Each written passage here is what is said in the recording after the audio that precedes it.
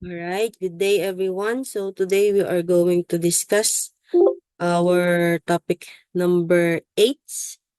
Okay, it is entitled The Entrepreneurial and Intrapreneurial Mind. Okay, so let's go first with identifying the difference between the entrepreneur versus the manager. Okay, let's proceed.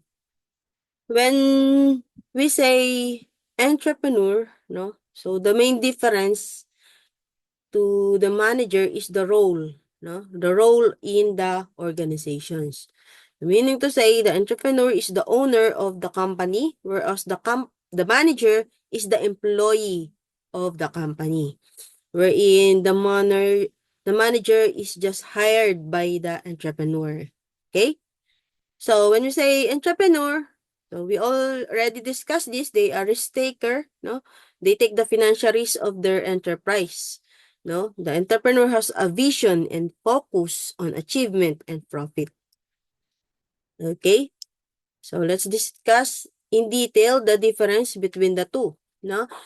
When we say entrepreneur, they are visionary. They bear the financial risk. No? And on the other hand, manager, it works for the salary and does not have bear any risk. Okay? Kapag nagkaroon ng shortage sa finances, no, ang entrepreneur, sila yung mamumblema where they will find yung finance o yung finance to sustain the business. Yung manager, wala naman siyang pakialam as long as sumasahod siya, wala namang no, financial risk, no? Now, another thing is entrepreneur focus on starting and expanding the business ideas, no? Ang gusto ng entrepreneur is mag-expand yung business nila, mag-increase yung profit, while on the other hand, yung manager focus on a daily functioning of a business. Focus ng manager is to sustain a smooth business transaction, no? Now, another thing is, a key motivation ng entrepreneur is achievements. No? Achievements nila kapag nakapag-open sila ng new branch, no? Nakapag-produce sila ng mga bagong product, no?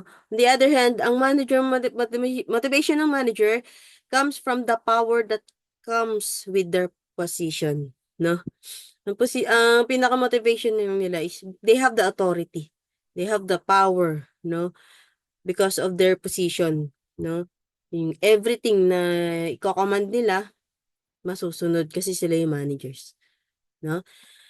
Another thing is, reward for all effort is profit he earns from the enterprise. On the other hand, manager remuneration is the salary he draws from the company. Okay? So, kapag nagka-profit yung company, that's the time na kikita yung entrepreneur. Ang manager naman, kumikita siya through the salary na binibigay ng entrepreneur. Okay? Entrepreneur can be informal and casual. On the other hand, manager approach to every problem is very formal kasi nga siya yung pinaka-leader, yung nagmamanage ng business. So, that's the difference, no? Let's proceed with another topic. Managerial versus entrepreneurial decision making. Okay? Let's identify pagdating sa decision making, anong pinagkaiba nila. Okay? Alright. First is strategic orientation. When you say managerial strategic orientation, depends on controlled resources. No? When the use of planning system as well as measuring the performance, no, to control current resources, as is the case of any multinational organization. Meaning to say, kung ano yung resources lang, no, doon lang sila nagpaplano, depende ito sa resources. On the other hand, pagdating sa entrepreneur naman, strategic orientation, nakadepende yun sa perception o yung opportunity, no?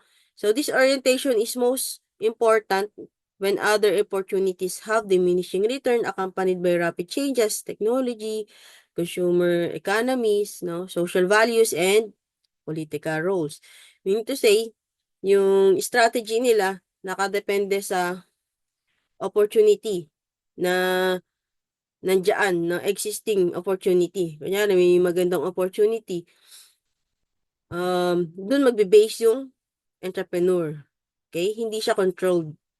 No? Samantalang kapag when we say manager, kapag nagdi-decision sila, depende lang sa binigay ng entrepreneur. Kung hanggang dito lang kayo magba-budget, controlled lang yung kanilang decision making. Okay? When it comes to commitment to opportunity, okay, managerial focus is on evolutionary with long duration. No? The managerial domain is not only slow to act on opportunity, but commitment is usually for a longer lifespan. No? On the other hand, entrepreneur focus on a revolutionary with short duration.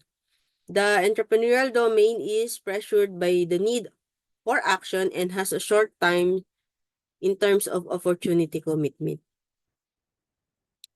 Okay. So next is commitment to resources. No? Katulad nga kanina, no? When it comes to managerial domain, the commitment of resources is for a total amount needed. And managers normally receive personal rewards for effectively administering the resources under their control.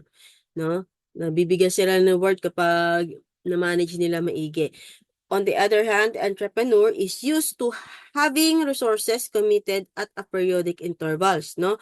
Often based on a certain task or objectives being reached. No? The resources required are usually difficult to obtain, thus forcing the entrepreneur to maximize any resource use. So that's the difference. Okay? So, pagdating naman sa control resources, no, manager focus on employment of required resources. Since the manager is rewarded by effective resource administration, there is often a drive to own or accumulate many resources as possible.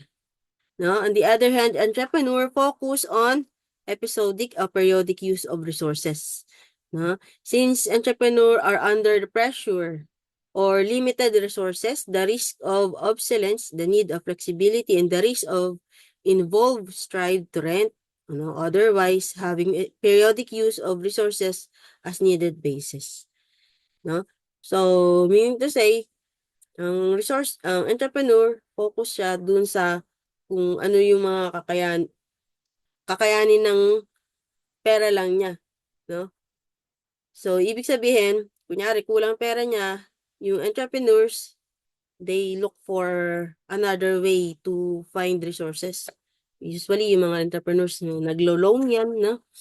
Samantalang ang manager, kapag sinabi lang yung, ito lang yung limit mo, hanggang dun lang sila. No? They find another way. Okay, when we say management structure naman, on managerial domain, the organization structure is formalized. Okay? Hierarchical in nature, reflecting the need for a clear defined lines authority. No? Yung nakita nyo, may mga organizational chart. No? Yan. On the other hand, entrepreneurial domain, the organization structure is flat with informal networks throughout due to desired or independence. Okay? So, ang structure naman nila, of course, sa kanya lahat nagre-report yung manager. Samantalang yung manager, ang nagre-report sa kanya yung mga supervisors, yung mga staffs, ganyan. Na pagdating sa reward philosophy, managerial focus for a reward is based on responsibility and seniority. No? Yung mga managerial, nire-reward sila kasi sila yung senior, yung responsibility nila. No? On the other hand, entrepreneur focus on the reward based on the value creation. The more nagka-create ng value yung business, yun ang kanilang reward. When it comes to growth orientation, managers is slow and steady growth in their main focus for growth orientation. No? The entrepreneurs, rapid growth is their main priority for growth orientation. Medyo mabagal yung managers. compared sa entrepreneurs, no? Siyempre, kung ikaw ay may-ari ng company, siyempre, mas gusto mo mas mabilis, no? Ang ano kasi, steady lang sila, focus lang sila dun sa orientation nila, no?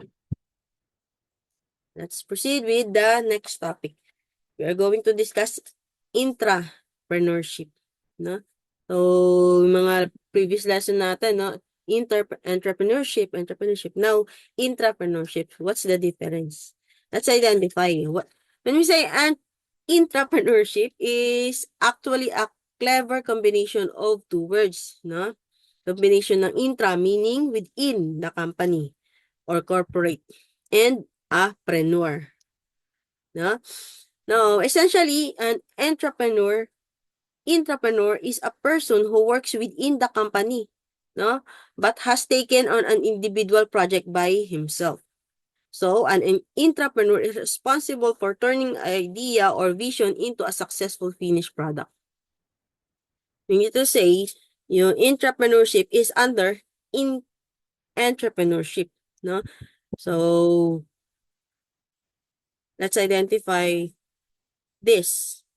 So, an intrapreneurship is basically a combination of entrepreneurship and management skills. No, the key difference is that intrapreneur is not a lone risk taker, but he is employed to the firm. Meaning to say, so these are the managers, no, and so forth. Now, we have 5 reasons why your business needs intrapreneurship. Okay?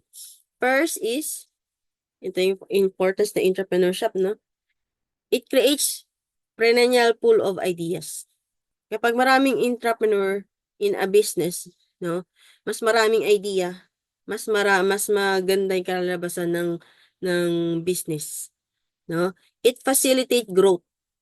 Entrepreneurs are leaders in nature, no? They leads to innovation, no? More on brainstorming, okay? They helps identify highly productive problem solvers within the organizations. Ayan, napaka-importante nung characteristic ng intrapreneurship, no? They are a problem solvers. Okay? It creates a sense of achievement, no? Now, let's differentiate the corporate versus intrapreneur culture. Okay? Entrepreneurship described a people-centric bottom-up approach to develop revolutionary innovation in-house. Now, it puts employee at the forefront of your organization and encourage them to create, design, and scale their ideas. No? The objective is to streamline the creation of a new, inventive business model never used before, no? Eliminating the numerous risks of running business as an entrepreneur.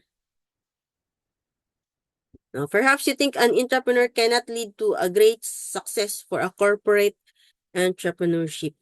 Ito yung mga example, no, ng companies, successful companies na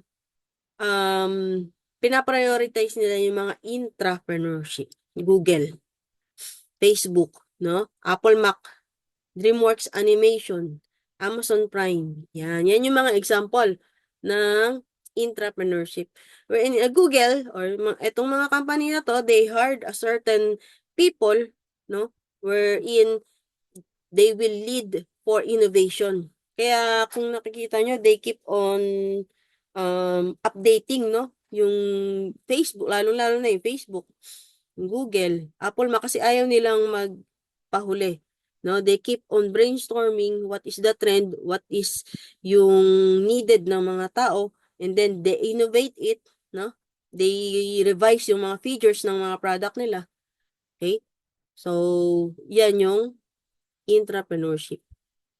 So, sa mga company na to, maraming intrapreneurship, no? They hired intrapreneurship wherein ang trabaho nila is to innovate product, to develop the product.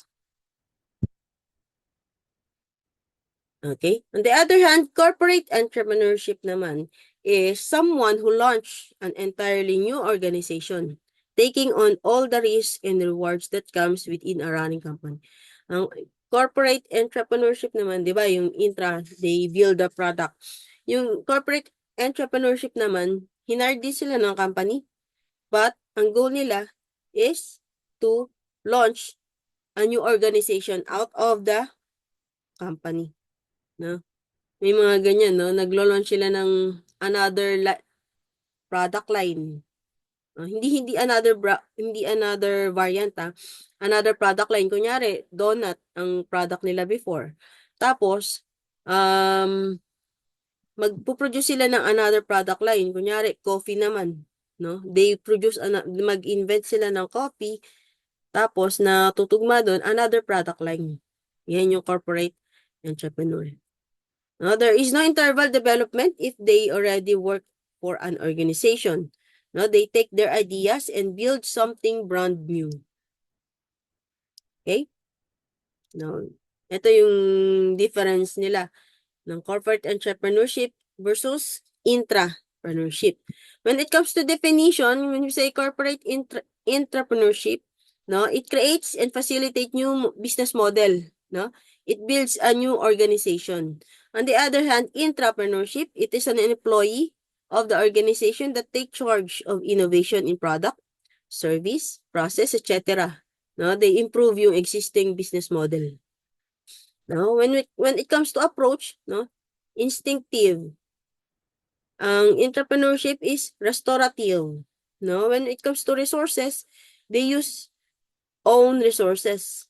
Entrepreneurship use resources within the organization. Okay, usually in corporate entrepreneurs, karamihan dyan, sila mismo yung may-ari. No? Or family, related, ang ina-assign nila dyan. Yan yung pinagkakatiwalaan nila. No? Another comparison when it comes to enterprise, newly established ang corporate entrepreneur. On the other hand, intrapreneur, pre-existing. No? When it comes to dependency, independent, ito, dependent. No? When it comes to risk, yung corporate entrepreneurship takes all the responsibilities. On the other hand, entrepreneur organization takes yung responsibility. No? So, objective naman, ang objective ng corporate entrepreneur is become a market leader. On the other hand, intrapreneur, ang objective niya, innovate and reinvent existing culture and systems. So, that's the difference. No? So, here are the climate for intrapreneurship. Yan, marami yan, no?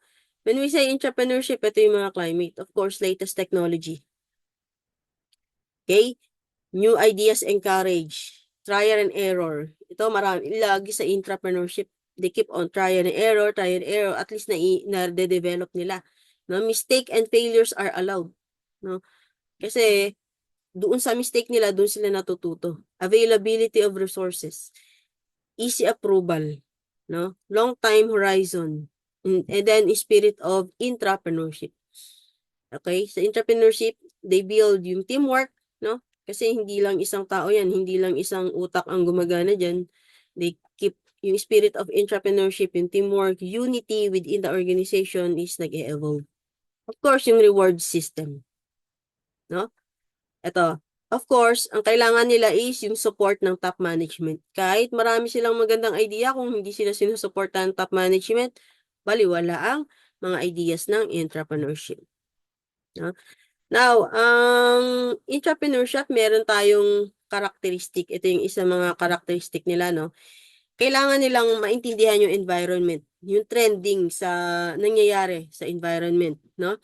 They are visionary and flexible, no? Kung ano nangyayari, nag-a-adjust sila doon. Tapos, kung nakikita nyo, kunyari sa cellphone, no? Kung ano na yung trend, no? Nag-a-adjust sila doon, and then i-apply nila sa product nila yun. They create management options. They encourage teamwork. Kanina, no? Encourage open discussion. Napaka-importante nito sa entrepreneurship, no? Yung open discussion. At least merong idea, may point yung isa, yun ang susundin natin. Kung isa may point naman, no? So, ganyan sila gumawa, tumabaho. Na builds a coalition of supporters. persist. Ayan. So, that's it. Ayan yung characteristic ng intrapreneurship. No? So, here are the reference na ginamit natin for this topic. And that is the end of our topic discussion. Thank you for listening and see you next meeting.